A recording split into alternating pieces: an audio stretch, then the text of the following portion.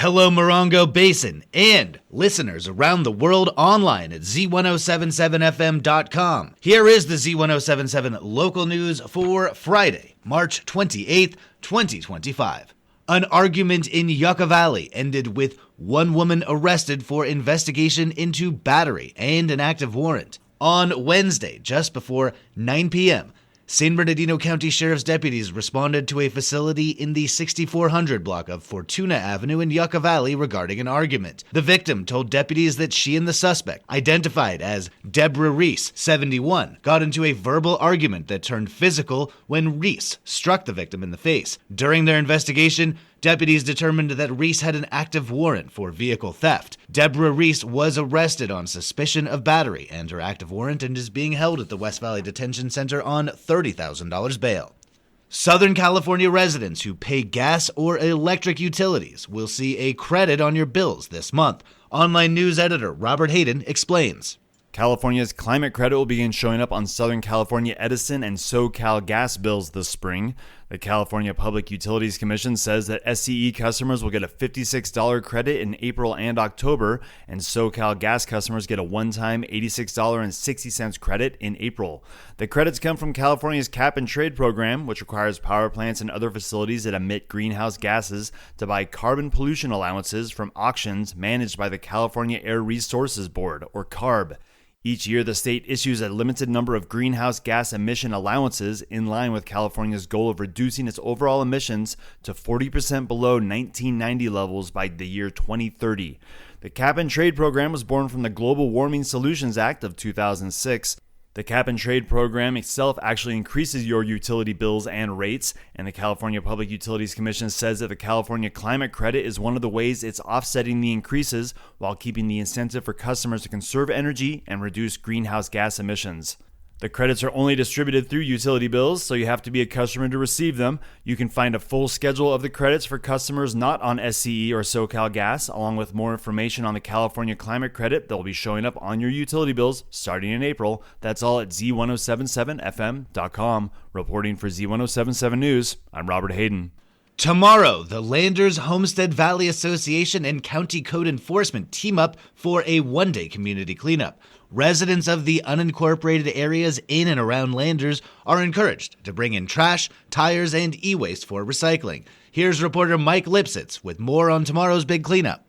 If you're bothered by a neighborhood eyesore, illegal tire dump, or your own accumulated trash, and you live in Landers or one of the surrounded unincorporated communities, you can take advantage of free trash, tire, and e-waste disposal on Saturday. It all takes place at Homestead Valley Park on Belfield Boulevard in Landers from 8 a.m. to noon or sooner if container capacities are reached. Residents may bring up to 9 tires with or without rims per load. No commercial haulers or hazardous waste will be accepted, so load up the pickup with those old tires left along the road, that dead flat screen, bags of trash, and that awful mattress on the corner, and head to Homestead Valley Park tomorrow. Volunteers are needed. For more information, call 760-449-4048. Reporting for Z107.7 News, this is Mike Lipsitz. In a different kind of cleanup, the iconic Desert Christ Park is asking for your help in a big cleanup tomorrow morning. Annalise Kuiper joins us with more information on how you can help out. Desert Christ Park was established in 1951 on the original 5 acres in Yucca Valley, owned by the Reverend Eddie Garver. Together with Frank Martin, a sculptor and poet, a dream was realized, and the statues of Christ and other biblical figures made out of steel-reinforced concrete were created and placed on Eddie's land. Surrounded by mountains and spectacular views, every few years the park holds a big cleanup, and this Saturday, March 29th, is your chance to join in. Any effort is helpful, and no participation is too small. All are welcome, and your contribution to maintaining this historic place is very much appreciated. While some tools and gloves will be available, it's best to have your own, and bring your enthusiasm too. The cleanup will go from 8 a.m. to noon. Water will be provided throughout, and there will be pizza at noon for all those hungry helpers. Desert Christ Park is located at 56200 Sunny Slope Drive in Yucca Valley. Call 760-217-9089 for more information. Reporting for Z107.7 News, I'm Annalise Kuiper. You are invited to the town of Yucca Valley's 33rd annual Healthy Heart 5K Run and 2K Health Walk tomorrow. The annual fitness-focused event is set for Saturday morning at Essig Park in Yucca Valley. This long-standing community tradition promotes heart health and fitness, welcoming participants of all ages and abilities. Whether you're experienced at running or simply looking for a pleasant walk outdoors, the event provides a fun and supportive environment for you to embrace a healthier lifestyle. Registration is $35, and you can register today or on site tomorrow. The event begins tomorrow at 9 a.m. On-site registration and check-in begin at 8 a.m. at Essig Park, located at 8490 Warren Vista Avenue in Yucca Valley. And finally, after a 1-month residency at Boxo Projects in Joshua Tree, Kim Manfredi invites the public to an open studio event. The event is shaped by a month of the artist's contemplation, introspection, and creative exploration, and the event offers visitors a personal glimpse into an artistic practice rooted in reflection, solitude, and a deep connection to place. Reporter Hillary Sloan talked with Kim and joins us with this story. Kim Manfredi's residency at Boxo Projects allowed her to immerse herself in the desert landscape's raw materials. She collected earth, ash, and bone to create her pigments and embraced a creative process rooted in direct engagement with the natural world and quiet introspection. Throughout her residency, Manfredi explored themes of social contracts, identity, and the human condition. Her art approach, centered on simple materials and careful construction, reflects a desire to strip away the non-essential in pursuit of layered truth.